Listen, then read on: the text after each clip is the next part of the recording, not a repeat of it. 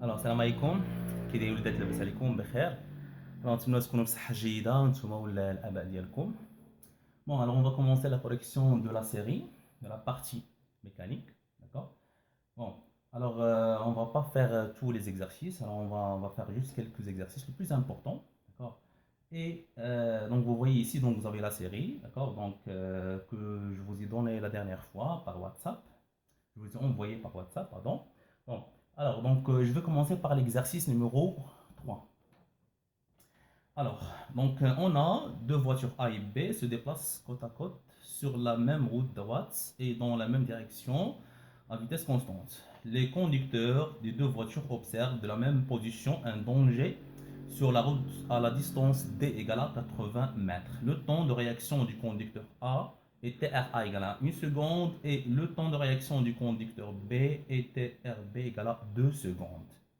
Alors dans ce cas, nous considérons que les deux voitures ont la même distance de freinage, DF égale à 40,5 mètres, la même vitesse V égale à 90 km par heure et que l'un de ces conducteurs conduit sa voiture immédiatement après avoir pris un médicament. Alors trouvez la distance d'arrêt DA de la voiture A et la distance d'arrêt DB de la voiture DB. D'accord. Bon, alors, donc la distance d'arrêt, alors puisque donc le tableau donc est très petit, alors donc je ne peux pas écrire les phrases, d'accord, donc je vais essayer d'écrire là, d'accord, les formules directement. Alors vous pouvez oralement, donc à partir de, d'accord, donc oralement, donc vous pouvez écrire, d'accord, donc les phrases, d'accord. Alors donc je commence par la question numéro un, la distance d'arrêt. Alors la distance d'arrêt DA de quoi? De la voiture A. Alors DA, donc ça c'est pour la voiture A. Alors DA égale à quoi? Alors qu'est-ce qu'on a dit? Alors pour calculer la distance d'arrêt, alors la distance d'arrêt c'est tout simplement c'est la distance de réaction plus la distance de freinage, d'accord? Alors la distance de réaction c'est quoi? Alors la distance de réaction c'est la vitesse de la voiture multiplié par un temps qui s'appelle le temps de réaction plus la distance de freinage. Alors vous avez déjà la distance de freinage, alors ce n'est pas la peine d'utiliser la formule, c'est df simplement. Alors v, la distance, toujours dA. Alors la vitesse, donc toujours pour calculer la distance d'arrêt, la vitesse doit être toujours en mètres par seconde. Alors la vitesse que vous avez, c'est 90 km par heure. Alors pour convertir cette vitesse en mètres par seconde, on doit la diviser par 3,6. D'accord? Donc ça c'est la vitesse. Multiplié par le temps de réaction. Alors le temps de réaction pour la voiture A, alors on a 1 seconde. Alors fois 1 plus df. Alors vous avez la même distance de freinage, 40,5. D'accord? Et tout simplement, alors directement, alors on trouve c'est 65,5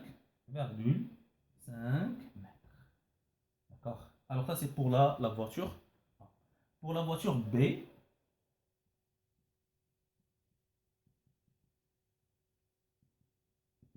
la voiture B, alors c'est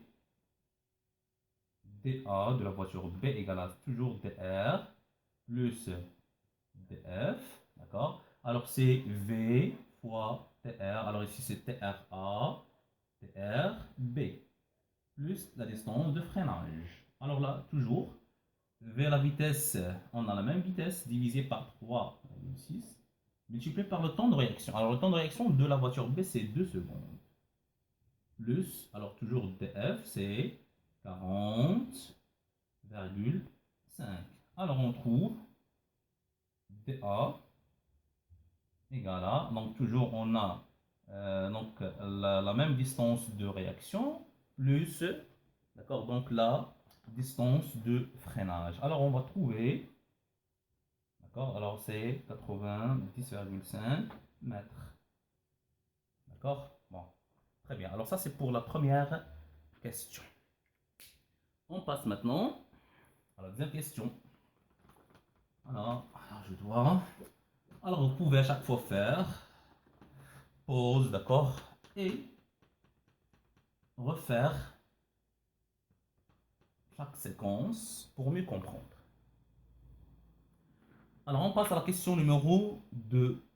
D'accord. Alors, déduire en justifiant la réponse la voiture qui ne peut pas éviter le danger. Alors, toujours, donc, pour cette question, alors pour chercher quelle est la voiture qui ne peut pas éviter le danger, alors on doit comparer la distance d'arrêt de chaque voiture avec la distance, d'accord, donc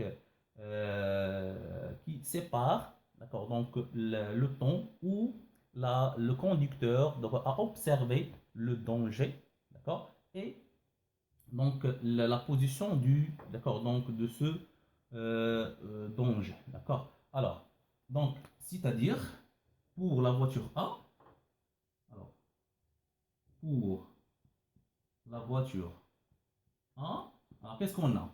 Alors DA égale à quoi? Qu'est-ce qu'on a trouvé? Alors DA égale à 65,5 mètres. La même chose. Alors pour la voiture B, alors qu'est-ce qu'on a? DB égale à 90,5 mètres. D'accord? Alors le conducteur a observé, d'accord, donc un danger, d'accord, donc sur la route à une distance égale à D égale à 80 mètres. D'accord? Alors,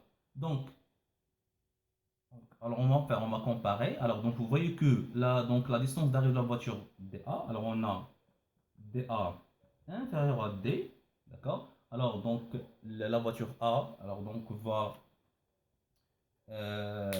éviter d'accord, donc éviter le danger, d'accord? Mais pour la voiture B, vous voyez que DB égale à quoi? Alors DB, donc il est supérieur à, donc D, donc tout simplement, alors dans ce cas, la voiture B, c'est celle, alors on ne va pas éviter le danger. Très bien, d'accord? Pourquoi? Car la distance, d'accord, donc d'arrêt de la voiture, la distance d'arrêt de la voiture B est supérieure à la distance D. Ça c'est pour la voiture. D'accord? Bien. Alors on passe à la question numéro 2. Ou bien 3. Alors là pour la question 3. Bon, alors, donc quelle est la voiture dont le conducteur a pris pardon, le médicament? Alors tout simplement, c'est la voiture qui n'a pas évité le danger. Alors c'est la voiture B, c'est le conducteur de la voiture B. Alors ça c'est oralement, c'est le conducteur de la voiture B. Très bien. Alors ça c'est pour l'exercice, d'accord? Donc numéro 3. Exercice 3.